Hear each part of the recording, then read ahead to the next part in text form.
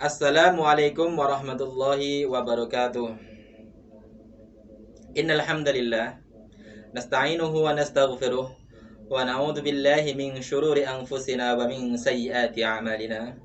May yahdihillahu fala mudilla lahu wa may yudlilhu fala hadiya lahu. Asyhadu an la ilaha illallah wahdahu la syarika lah wa asyhadu anna Muhammadan abduhu wa rasuluh. Alhamdulillah, pemirsa Dallas TV dimanapun kalian berada, semoga kita semua pada tahun ini diberikan kesehatan oleh Allah Subhanahu wa taala supaya kita semua bisa menjalankan ibadah puasa pada tahun ini dengan lancar dan diterima oleh Allah Subhanahu wa taala. Pemirsa Dallas TV yang dimuliakan Allah Subhanahu wa taala, berbicara tentang puasa. Berbicara tentang puasa ini kalau kita baca di dalam kitab fikih, mulai dari kitab fikih yang paling rendah sampai kitab fikih yang tingkatan paling atas, maka kita akan memahami bahwasanya definisi puasa itu satu sama lain itu sama, yaitu al-imsaku anil muftirat min tulu'il fajri ila ghurubis syams.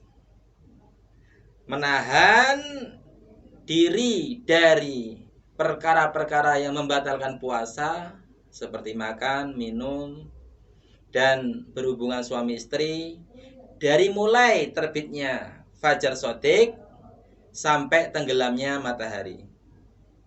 Semua kitab fikih itu sama aja. Definisinya kurang lebih seperti itu. Ini definisi puasa menurut fikih. Karena fikih ini hanya membahas tentang sah atau tidak sah. Tetapi kalau kita lihat definisi puasa menurut ulama ahli tasawuf, Masya Allah, puasa ini memberikan arti yang sangat dalam. Kalau kita bertanya dengan Imam Al-Ghazali, ya, mungkin beliau akan menjawab tidak hanya itu aja. Tapi definisi puasa itu tidak hanya menahan makan, minum, berhubungan dengan suami istri, tidak hanya itu. Tetapi menahan semua perkara yang menjauhkan diri kita kepada Allah Subhanahu wa taala. Seperti apa contohnya? Banyak. Semua kedzaliman, menyakiti tetangga, ghibah, apalagi berbuat zalim, bahkan ya menjauhkan diri kita dari pandangan-pandangan yang buruk. Jangan mata kita dijaga daripada memandang sesuatu yang diharamkan oleh Allah Subhanahu wa taala. Para pemirsa Dallas TV yang dimuliakan Allah Subhanahu wa taala, berbicara tentang puasa ini Masya Allah, ini maknanya memberikan makna yang sangat panjang. Kalau puasa menurut definisi fikih, ini puasa definisi puasa bagi kaum awam, tukang becak, penjual jamu, ya kan.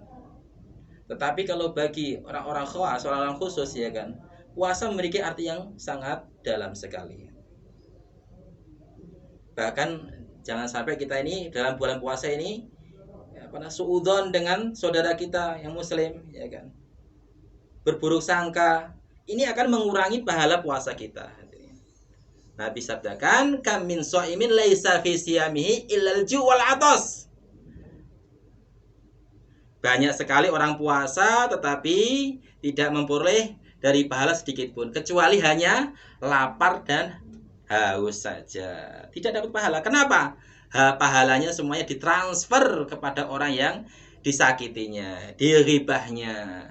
Masya Allah. Di dalam hadis Muslim, ya, di situ ada suatu ketika Nabi SAW tanya kepada sahabat, manil muflis, siapa yang orang yang bangkrut ini? Wahai Nabi Rasulullah. Nabi sabdakan, orang bangkrut ini, maka sabda mengatakan, yang bangkrut ini adalah orang yang tidak punya harta ya Rasulullah, tidak punya duit. Maka Nabi berkata, salah, bukan itu orang yang bangkrut itu. Orang yang bangkrut adalah orang yang ketika di dunianya dia beramal, haji, puasa, sedekah, ya kan, sholat, qiyamul lail, sedekah, banyak beramal baik kebaikan. Tetapi datang ke akhirat dengan tangan yang kosong. Kenapa? Ketika di dunianya ya, suka berbuat dolim, menggunjing tetangganya, membicarakan keburukannya tetangganya. Ini hati-hati, ini dosa yang nggak terasa ya seperti ini. Dosa yang nggak terasa. Sahabat yang beriman, ya, maka di bulan-bulan puasa ini penting bagi kita untuk menjaga hati kita. Bagaimana cara menjaga hati, hadirin? Banyak, diantaranya adalah menjaga mata kita. Menjaga mata kita, pandangan kita, jangan sampai kita memandang sesuatu perkara yang haram. Karena pandangan mata itu, ini larinya akan ke hati. Apa yang kita pandang itu larinya ke hati, hadirin. Kalau sudah ke hati, maka akan dilampiaskan. Maka dalam Al-Quran itu perintah pertama itu supaya orang nggak berzina itu apa? Suruh menjaga pandangannya dulu. Kullil mu'minin yaghuddu min absarihim wa yahfadzu furujahum. Suruh langkah awal adalah menjaga matanya dulu. Karena kalau sudah dilihat oleh mata, maka sudah turun ke hati. Maka kalau kita pengen menjaga kemaluan kita, menjaga diri kita supaya kita nggak berbuat buruk, ya kan? Maka langkah pertama juga diantaranya itu menjaga mata kita. Bahkan di bulan suci Ramadan sekalipun, ghadul basar itu malah ditingkatkan lagi. Bahkan tidak hanya kepada perkara yang diharamkan, perkara yang halal pun kadang kita harus jaga. Contohnya, misalnya orang baru nikah. Orang baru nikah itu bawaannya itu Masya Allah pengennya tempur aja. Lihat istrinya Masya Allah kayak melihat bidadari. Itu pengantin baru biasanya seperti itu, ya kan? Makanya pesan guru saya itu kalau nikah itu jangan mendekati bulan Ramadan. Sulit menjaganya. Kita tahu bagaimana kadar diri kita ini. Rahimallahu imra'an alima qadara nafsi. Kalau kamu emang orang yang syahwatnya kuat, ya kan? Jangan nikah mendekati bulan Ramadan, sulit menjaganya. Kenapa? Kenapa ya Ustaz seperti itu?